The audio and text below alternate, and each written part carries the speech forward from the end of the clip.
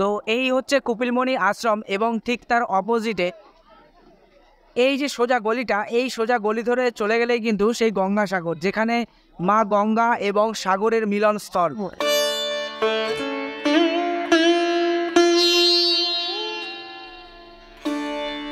আপনারা যারা জানেন না গঙ্গাসাগরের সেই পৌরাণিক কথা, তাদের ক্ষেত্রে একটু ছোট্ট করে বলে দিই। গঙ্গাসাগরের কিংবদন্তি শুরু হয় রামায়ণের রামচন্দ্রের পূর্বপুরুষ রাজা সাগরের উপাখ্যান দিয়ে। ইক্ষ্বাকু বংশের রাজা সাগর ঋষি ঔরবের নির্দেশে শত অশ্বমেধ যজ্ঞ করার সিদ্ধান্ত গ্রহণ করেন। কথিত ছিল কেউ যদি শত অশ্বমেধ যজ্ঞ সম্পূর্ণ করেন তাহলে সেই সারা পৃথিবীতে আধিপত্য লাভ করতে পারবে। একমাত্র দেবরাজ ইন্দ্রই সেই শত অশ্বমেধ যজ্ঞ সম্পূর্ণ করেছিল।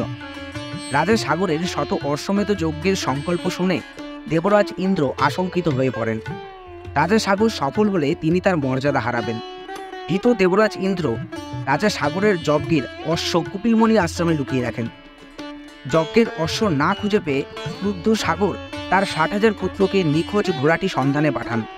পথে সবকিছু ধ্বংস করতে করতে কপিলমুনি আশ্রমে তারা পৌঁছায়। ধ্যানরত কপিলমুনি আশ্রমে পৌঁছে সাগর পুত্ররা অশ্বটি খুঁজে পেয়ে কপিলমুনি ধ্যান ভঙ্গ করে এবং তাকে অপমান করে। ক্রুদ্ধ কপিলমুনি চোখ খুলে সাগরের 60,000 পুত্রকে ভস্ম করে দেন এবং তাদের নরকে পাঠিয়ে দেন। বহু বছর পর সাগরের বংশধর অংশুমান কপিলমুনি আশ্রমে পৌঁছায়। যজ্ঞের অশ্বটি খুঁজে পায়। অংশুমান কপিলমুনিকে তুষ্ট করবার জন্য তপস্যা করেন।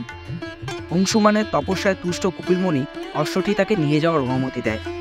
কপিলমুনির কাছে অংশুমান জানতে পারেন গঙ্গার পবিত্র জলে শ্রাদ্ধ কাম্যাদি করলে তবেই সমুদ্রপুত্রদের আত্মা মুক্তি পাবে। কিন্তু অংশুমান বা তার পুত্র দিলীপ কেউই গঙ্গাকে মর্তে আনতে অসমর্থ হন। পরবর্তীতে দিলীপের যে পুত্র রাজা ভগীরথ প্রথমে ব্রহ্মা ও পরে বিষ্ণুর আরাধনা করে গঙ্গাকে মর্তে নিয়ে যাওয়ার অনুমতি পান। সন্তুষ্ট ভগবান বিষ্ণু ভগীরথকে সতর্ক করেন গঙ্গার গতি নিয়ন্ত্রণ করতে না পারলে সেই দুরন্ত বেগে পৃথিবী ধ্বংস হয়ে যেতে পারে। ভগীরথ তখন ভগবান শিবের কাছে প্রার্থনা করেন শিব যেন তার জটায় গঙ্গাকে ধারণ করে তার বেগ নিয়ন্ত্রণ করে। শিবের জটায় গঙ্গার দ্রুত বেগ হ্রাস পায় এবং তারপর গঙ্গা মর্তে আবর্তন করে। অবশেষে ভগীরথ গঙ্গার পবিত্র জলে তার 60,000 পূর্বপুরুষের আত্মা শ্রাদ্ধ কাম্যাদি করে তাদের আত্মাকে নরক থেকে মুক্তি করেন। যুগে যুগে এই পৌরাণিক কাহিনী কিংবদন্তি ও পরে কিংবদন্তি থেকে বিশ্বাসে রূপান্তরিত হয়।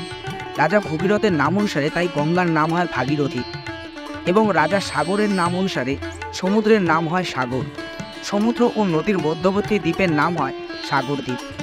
পৌরাণিক এই আখ্যানে বিশ্বাস রেখে প্রতি বছর লক্ষ লক্ষ পুণ্যার্থী মোক্ষের সন্ধানে মকর সংক্রান্তির সময় গঙ্গাসাগরে মেলায় যান। তারা বিশ্বাস করেন গঙ্গা সঙ্গমের পবিত্র জলে ডুব দিলে সমস্ত পাপ ধুয়ে যায়। এই বিশ্বাস নিয়েই প্রতি বছর লক্ষ লক্ষ মানুষ গঙ্গায় স্নান করে কপিলমুনি আশ্রমে পুজো দেন এবং বলে ওঠেন সব তীর্থ বারবার গঙ্গাসাগর একবার।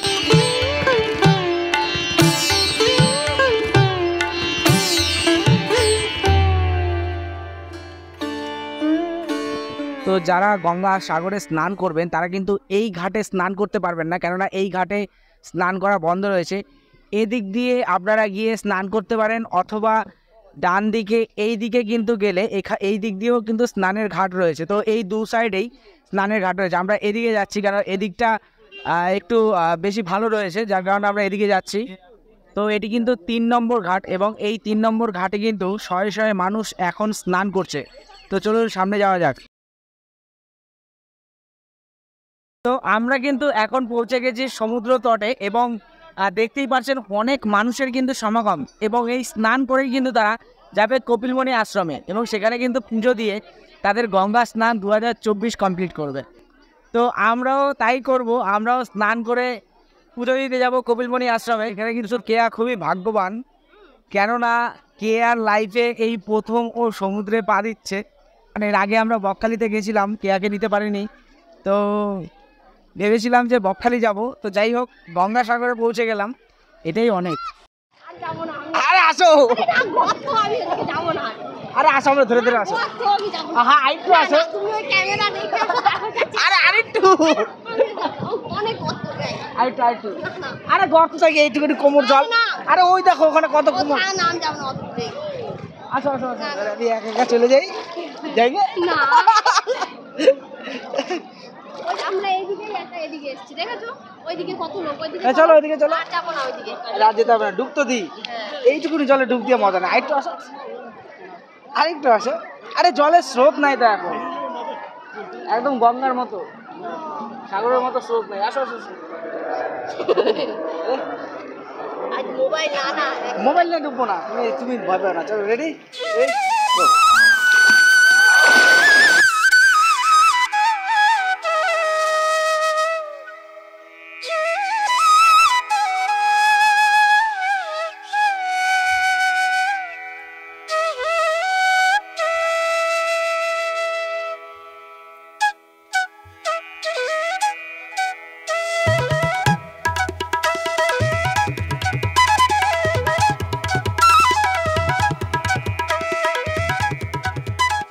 তো আমাদের কিন্তু স্নান হয়ে গেছে, এবার আমরা যাব কুপিলমণি আশ্রমে, সেখানে পুজো দেব। তো চলুন আপনাদেরও কুপিলমণি আশ্রমে নিয়ে যাই এবং কিভাবে কি পুজো দিতে হয় তার সমস্তটা দেখাই। যে মা ভক্তদের দর্শন দেওয়ার জন্য বছরে একবার মন্দির ছেড়ে বেরিয়ে আসেন, তো সেই মায়েরই কিন্তু আজ এখানে অর্থাৎ গঙ্গাসাগরে মায়ের একটি স্টেজ করা হয়েছে, যেখানে মায়ের অনুগামীরা মায়ের তরফ থেকে ভক্তদের প্রসাদ বিতরণ করছে, অন্নের ব্যবস্থা করেছে এই দুপুরবেলা গঙ্গাসাগরে। তো আশা করা যায় প্রত্যেক দিন গঙ্গাসাগর যতদিন মেলা থাকবে ততদিন বড় মায়ের স্নেহে সবাই কিন্তু অন্ন প্রসাদ পাবে এই দুপুরবেলাতে। তো আপনারা যারা আসছেন তারা যদি এই জায়গাটা খুঁজে বের করতে চান তাহলে 3 নম্বর ঘাট, যেই ঘাট দিয়ে আর কি গঙ্গা স্নান করতে হয়, 3 নম্বর গেটের ঠিক বাঁদিকে কিন্তু বড় মায়ের স্টেজ করা হয়েছে এখানে। তো ধর্ম হোক যার যার, বড় মা সবার, সেই স্লোগান কিন্তু এখানেও উন্মুক্তভাবে খেলছে এই সাগর পাড়ে।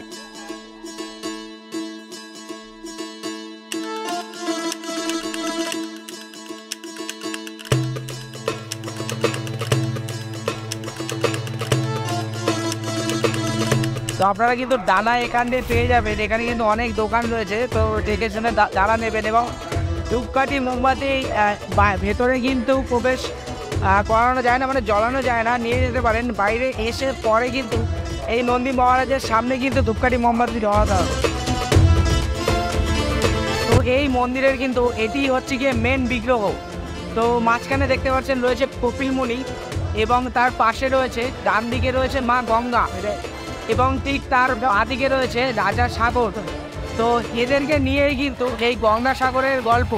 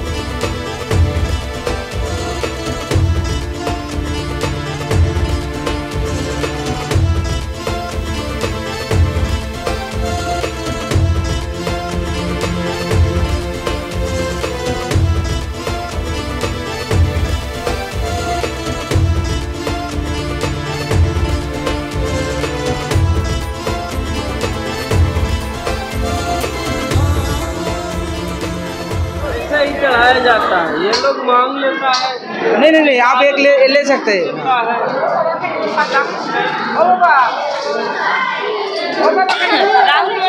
এই যে প্রসাদ পায়ে ঠেকে দিয়েছে।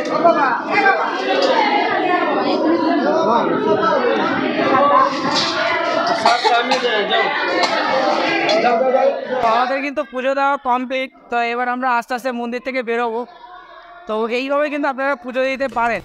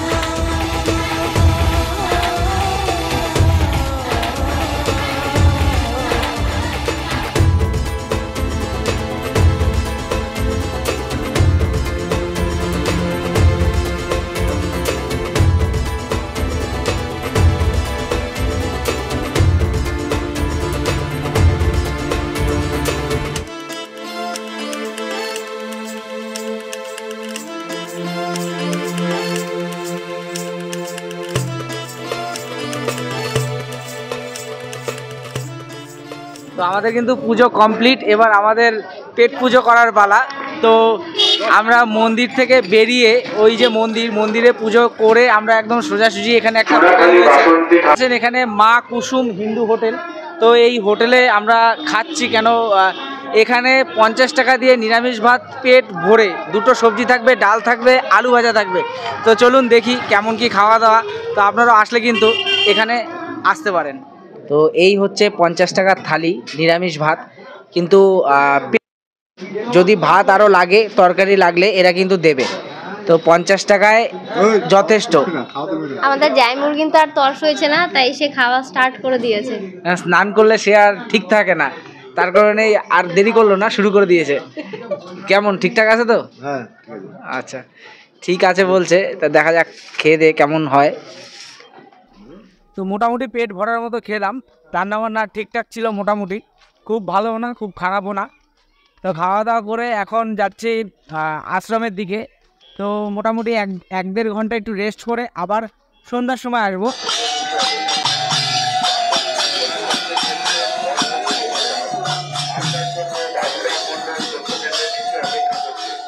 তো স্নান করে পুজো দিয়ে প্রায় 1 থেকে 1.5 ঘন্টা ঘুমিয়েছিলাম। তো এখন আবার বেরোলাম গঙ্গাসাগরের উদ্দেশ্যে। রাত্রিবেলা গঙ্গাসাগরটা কীরকম লাগছে, কীরকম কি সাজানো হয়েছে তা কিন্তু আপনারা এই ভিডিওতে এখন দেখতে পাবেন।